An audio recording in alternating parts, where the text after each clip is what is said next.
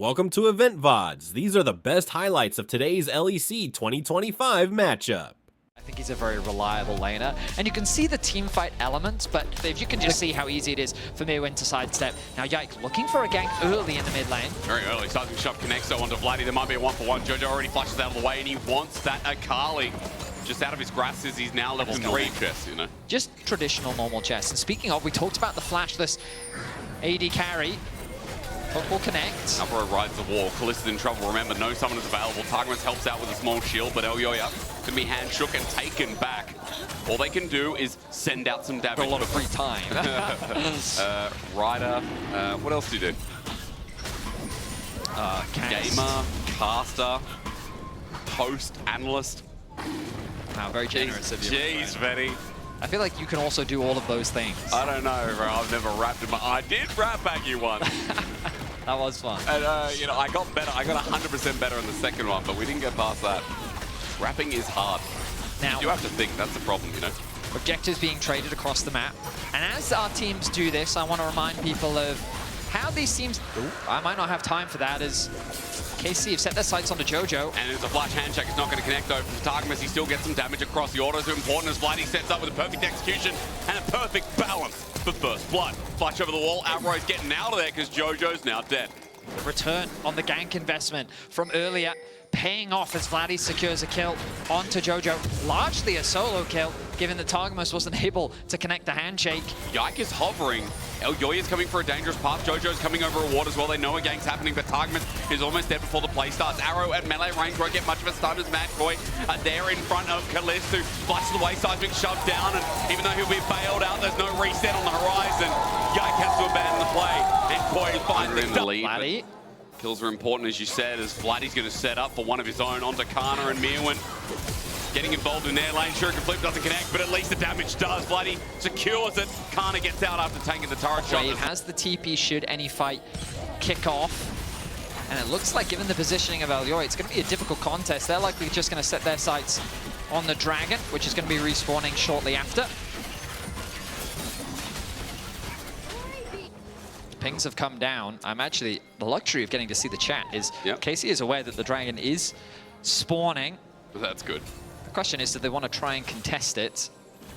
Well, grubs are eventually going to be taken here, and that'll give Yike the time to start walking down, but dragon spawns now.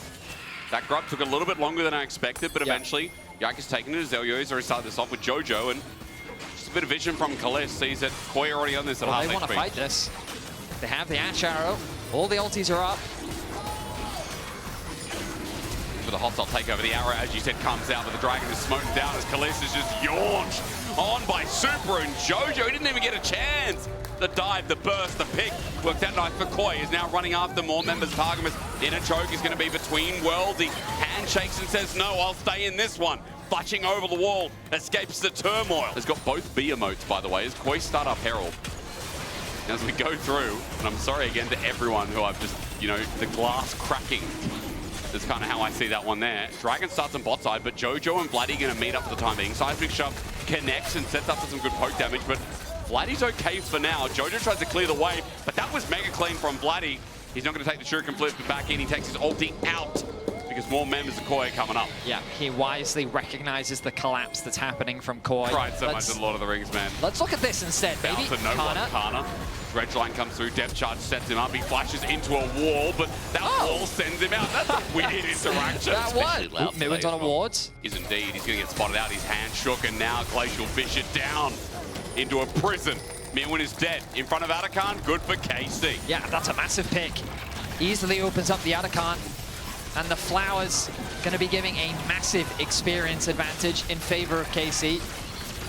Koi not really in a position to contest this. They're not even going to try. They'll look to cross-map. They push in mid-wave. They can consider stealing away the blue buff. Looks like that's going to be the game plan for now.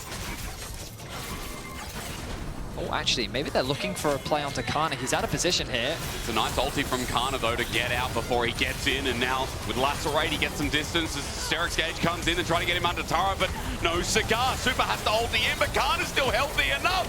Q's out. He's going to get bailed out, but still dead. Elyoya makes sure of that Difficult play to force. In fact, KC may be the ones overextending. Maybe they are. Vladdy's the first port of engage. He's seismic shoved. He's kept in place. He's bailed out, but no execution. Yike as well. As Quiet punished the over-aggression. KC thought, oh yeah, we'll give it a crack, but you're not Dagda. Indeed, KC falling at the whim, blown apart. A massive mistake from our first stand finalist. It's an ace for He's got that Corp. ulti, sure can flip all ways. Arrow flies through. KC have started this dragon, but they cannot complete it. Koi are in position. And with a 3.5k gold lead after that massive ace, after those picks that launch them into control in this game, they are not letting this go. They want to fight once again, and Alvaro sets it up with a dredge line. Vladdy's coming from a flank, but Targamas is burning the midnight oil. Down and down he'll go with Super. Finds Kalista in backline. The international lady carries no more, and Super reigns again. He finds his target, and now for KC, they'll find nothing but Kaufman with nail, nail, nail, and Yike, the final one through the heart of it all, will drop as well. Alvaro has landed so many. See, Alvaro drops a ward of his own. El Yo is going to accompany him. Jojo looks for a bit of earth onto Vladdy, pokes him out. Yike still trying to play it sneaky. I see you. Dredge line not going to connect though. Yike is just going to walk this out for now, but Jojo, all he needs is a seismic shove, set down the rocks, and ulti set out from Yike to survive, but he's dead in an instant. Dredge line not going to connect, and Super gets that kill. Baron, no jungler available for KC. Koi looking to bring us to a game 3. They were able to do this against G2 yesterday, but they found their footing here in game 2. And now they've taken firm control. Baron is going to be uncontested, I feel. Yep. No smite, no stealing options. A tower, I should say, on the other side. And now they've set their sights onto Vladdy. They have indeed. He tried to just get deep in the way. I'm not sure what he's doing here, in fact. His depth charge will make it an easy connection. Seismic shove makes it a bounce house, and all in all, Vladdy just gets erupted by Jojo. Simply the way for now. Backs off while Dragon number 3 for KC, excuse me, Koi, is an easy take. And I am glad to say, it looks like we're going to get our second game 3. Steals it, then the game very much changes. And Yike is the king of steals these days, I will say. Ooh, he might be dead. He might indeed. He has to flash out of the way. It's an Arctic Assault. That Baron time is still away. Bounties are available. But Yike, as he tries to drag midway, is playing with fire himself. He runs into Mirwin. I'm not sure if he knew he was in there, but Arrow buys him some time, and Yike is going to run for his life. But yes, he is indeed dead. Baron is up, and that's going to be a freebie. For Koi. I guess you can say that KC securing that bot tier 2 is at the very least something. But now with this Baron, that should be enough to allow for Koi to begin their siege and look to try and end this game. Surely 10k in Baron. Sure. That's enough of a lead. But now. Oh, they're going to get Dragon as well. All right. Okay, why not? You know what? Yeah, get it. Let's have a fight. Well, I'd love a fight. No more passive League of Legends. Let's get it. All right, Mirwin on the flank, sees Kana. Kana sees Mirwin. That's done and dusted. 4v4 through the river as Vladdy finds an angle onto Super. Remember, they're 10k gold down, and Super shows it to Targamas. Jumping in, Vladdy does a good job, as Kana's ulti's not too bad itself, but maybe it is just a wallet dip in the end. It would look good if they were even, but KC way too far behind. All Hail Marys thrown out, and now game 3, we're well on the way. I mean, Super just makes it so difficult for Vladdy to find any assassination attempt. The moment that Vladdy found the flank, Super dotted to the other side of the team fight, creating so much space between him and Vladdy, allowing him to get that kill onto Kalista. They lock down Vladdy, get the kill onto him, and they're looking to bring us to game 3. And we're starting to get an answer. We ask, can fish climb walls?